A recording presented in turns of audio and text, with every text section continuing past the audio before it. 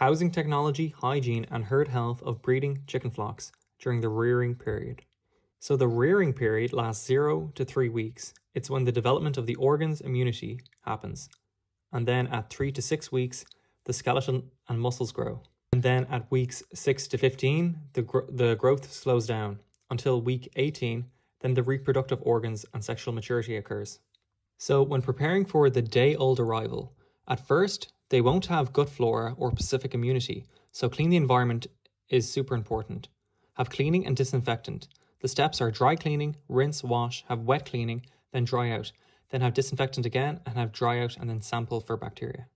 For the floor rearing preparation, have a feeding system. More feeder trays are provided until chicks are eating from regular feeding systems. And have a drinking system as well. Have unlimited access to good, clean, fresh water. And ventilation is also important. Enough fresh air, but make sure there's no draft. And the light intensity needs to be 40 to 60 lux, and it needs to be a uniform distribution. And the animals need litter and paper. And for the preheating of the poultry house, for the first few days, they're not able to regulate their own temperature, so the air should be around 32 degrees Celsius. When checking the poultry, the chick's behaviour after placement should be active, eating, drinking, and moving. They need to have access to crop filling after 24 hours. It should be filled, soft, and round. And you need to check the navels. If they're poorly closed or the beak, treatment is needed. This is to prevent serious injuries due to pecking and damages. And check if there's damage to the female's head during mating. The body weight should double by the end of the first week. From 4 weeks, they'll have extreme body growth and development of the organs and skeletal system and muscles. If their growth is delayed, compensation is impossible. So for feeding, maintain low stock density to promote good feed consumption, provide midnight snacks if needed, and the feed intake training can start from week 5 to 6. And have controlled feeding. It starts at 3 weeks of rearing. The males should be fed for 3 to 4 weeks until the target weight is reached, and then according to their body weight. And then the light should be reduced to 8 hours a day. For females, they grow fast between weeks 5 and 10.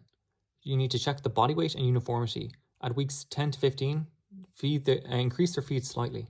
And in regards to uniformity, the batch is considered uniform if it's at least 80% the same. If not, then identify the cause and check the feeder, as well as checking the speed of the feed chain and the quality of the beak treatment, the vaccination, diseases, or any housing density. In regards to the feathering, have regular checks. It's essential for temperature regulation and an indicator of good development. 1 complete molting happens between weeks 1 and 6, and then 3 partial moltings happen at week 7 to 9, and weeks 12 to 16, and weeks 20 to 22. During this time, proteins and amino acids are especially important. And perches are also important. They improve nesting behaviour, and they're good for animal welfare, and they also help develop bone and muscle structure. Fleshing is the development of the muscles and fat. They can have a V shape, a narrow U, or a wide U shape. And between weeks 6 to 16, this is the end of the rearing period. So week 16 is the end. And then the daily feed is increased for production periods.